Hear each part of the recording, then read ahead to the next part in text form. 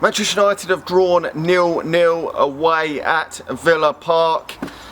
Was that Erik ten Hag's last game in charge for Manchester United? It does remain to be seen, but Jesus, that was a shit game of football. I mean, a number of changes have been made for Manchester United again in this game. I mean, the two centre-backs were changed, and Erik ten Hag come out and said that it was rotation. I can't understand that was rotation, changing your two centre-backs when your job is literally on thin ice. I mean, it looks like he is a dead man walking still. I mean, that has just, I mean, maybe it's prolonged it another game, has it? But we're just going to be talking about this all season. The geezer's job every single week until he's sacked. I mean, you can't base it on another game. And yeah, a draw away at Villa Park isn't the worst result in the world, but when you're looking at Manchester United, fucking 14th in the league, 5 league goals scored, only Southampton have scored less. Just absolutely abysmal.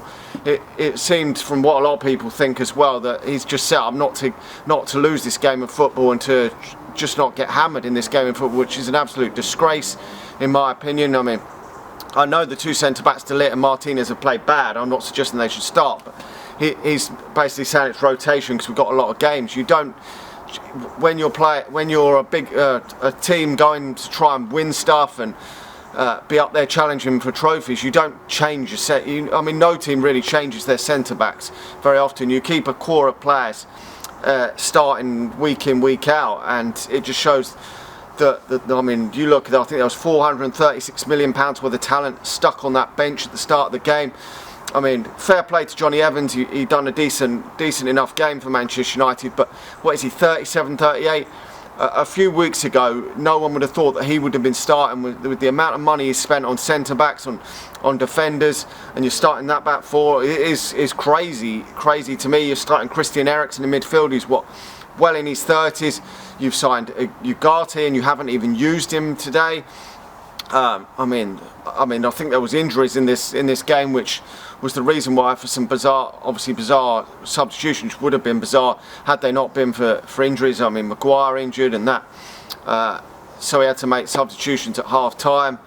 And I mean, a lot of people thought that midfield would get rinsed, but we haven't lost. But Villa haven't been great either, so it is what it is. But a point for Manchester United is a bad result considering where Manchester United are. I mean, there's no chance Manchester United are getting into Europe this season via the league, barring an absolute miracle turnaround. There really isn't.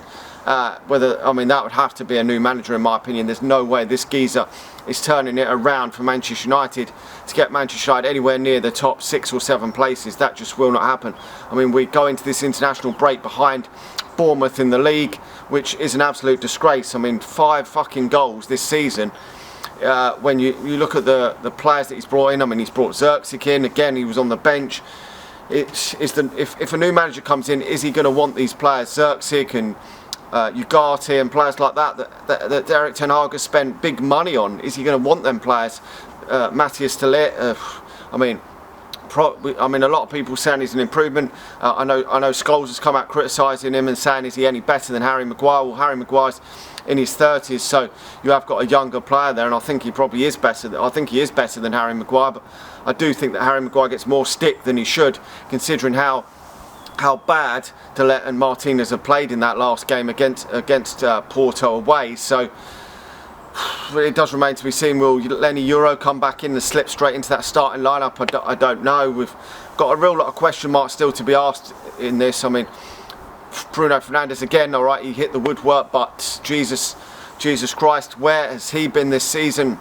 I don't know. That block from Dalot at the end, did that just save Erik ten Hag's job?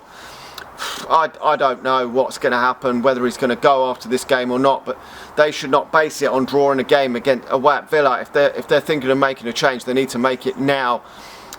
This international break, so you've got a bit of time. I think there are some more winnable games coming up after the international break, so if you're making a change, you've got, I mean, no game's an easy game for Manchester United at this moment in time. Whoever we've been playing, apart from the Barnsley game, we're struggling to beat everyone, but they're more winnable games than some of these away at Porto and Villa and not the top 6 teams anyway that we've got coming up. So if you're going to make a change, you've got a couple of weeks now to get the new guy in, whether it's Van Nistelrooy or whoever, and make that change. But I don't think things are going to change, because you could win the next game. I don't know who it was against. I think it's Brentford or someone. You could win that game, and then everyone's still going to be on thin ice. And I mean, there's just no way that he's not going to be on thin ice the whole season. Everyone's just going to be talking about it. I mean, probably that best bit of that game was the argument, as I say, Ruud van Nistelrooy and Erik ten Hag there. That was probably the most entertaining bit of that game. But anyway, let me know your thoughts in the comments below. What do you think? The substitutions, I mean, it looked like Rashford thought it was mad being taken off there in that second half, saying that he's mad.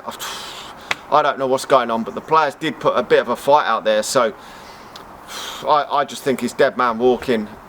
I really do. Anyway, let me know your thoughts in the comment section below. Like the video, subscribe to the channel if you're new, and hit the share button if you're watching on Facebook, and I'll talk to you all again soon. See ya.